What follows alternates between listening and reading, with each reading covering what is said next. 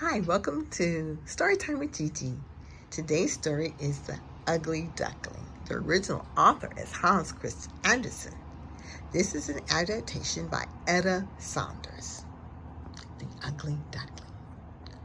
Once upon a time, there was a proud and happy duck. I have 7 beautiful eggs, and soon I will have 7 beautiful ducklings, she told the other creatures of the riverbank. It wasn't long before she heard a crack, and one beautiful duckling popped her little head out of the shell. "Isn't she a beauty?" she exclaimed. Soon there was another, and then another, until she had 6 beautiful little ducklings drying their fluffy yellow wings in the spring air. "Just one egg left," quacked Mother Duck, "and it's a big one." For quite a while, nothing happened. Mother Duck was starting to worry when, at last, a big egg began to hatch. Tap, tap, tap! Out came a beak. Crack, crack, crack! Out popped a head. Crunch, crunch, crunch! Out came the last duckling. "Oh my," said Mother Duck. "Isn't he different?" The last duckling did look strange. He was bigger than the other ducklings and didn't have such lovely yellow feathers. "That's all right," said Mother Duck. "You're my special little duckling. Now come on into the water," she told her little ones. "You must learn to swim right away." One by one, the ducklings hopped into the water, landing with a little plop. But the ugly duckling fell over his big feet and landed in the water with a great big splash. The other ducklings laughed at their clumsy brother. "Now, my little chicks," said Mother Duck, "stick together and stay behind me." Back at the nest, the ducklings practiced their quacking. "Repeat after me," said their mother. "Quack, quack, quackity quack." "Quack, quack, quackity quack," repeated the ducklings, all except for the ugly one. "Honk, honk," he called. However much he tried, he couldn't quack like his brothers and sisters. "What a racket," said Mother Duck. "I'm sure you'll get the hang of it soon enough." The other ducklings all quacked with laughter. The ugly duckling hung his head in shame. "Nobody likes me," he thought. "I'll never fit in." The next day, the Mother Duck took her little ones out for another swim.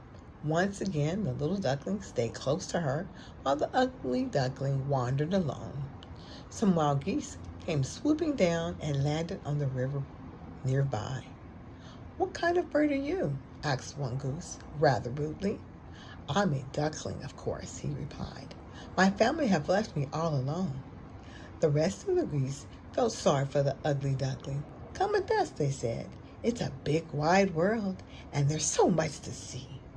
But the ugly duckling was afraid to leave his river, so he stayed where he was.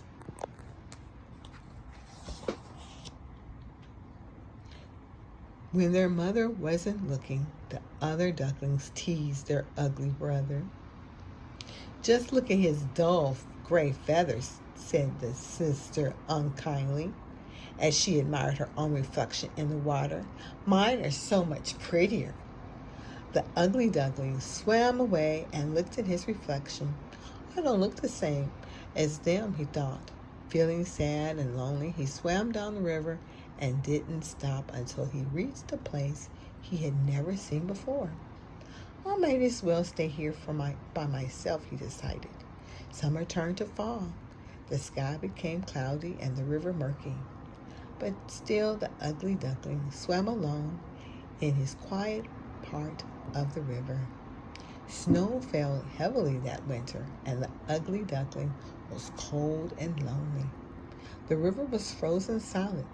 "At least I can't see my ugly reflection anymore," he thought to himself. Spring arrived at last, and the ice thawed. New visitors arrived on the river. The ugly duckling watched nervously as some magnificent white ducks swam toward him. "You're very big ducks," he told them when they swam close.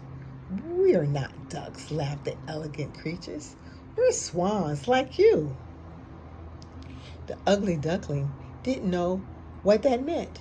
He looked at his reflection in the river and was surprised to see beautiful white feathers and an elegant long neck. "Is that really me?" he asked, surprised. "Of course it is," they told him. "You are a truly handsome swan." The handsome young swan joined his new friends and glided gracefully back up the river with them. When he swam past a family of ducks, Mother Duck recognized her ugly duckling right away. "I always knew he was special," she said. And the beautiful young swan swam down the river proudly, ruffling his magnificent white feathers and holding his elegant head high. Look at that. Isn't that a beautiful story? Then the moral of the story is you never know, huh? Beauty is within, right? And we always don't fit where we are sometimes. But you just got to know that you do have beauty, right? And the story is about your own self-worth and your self-acceptance. Accept who you are. Recognize the beauty that you have, and don't judge others by their appearance as well, okay? So, as always, remember, no matter who you are or where you are, you belong to you. Thank you for sharing this time with me. Hope to see you next time. And Story Time with Gigi. Have a wonderful day.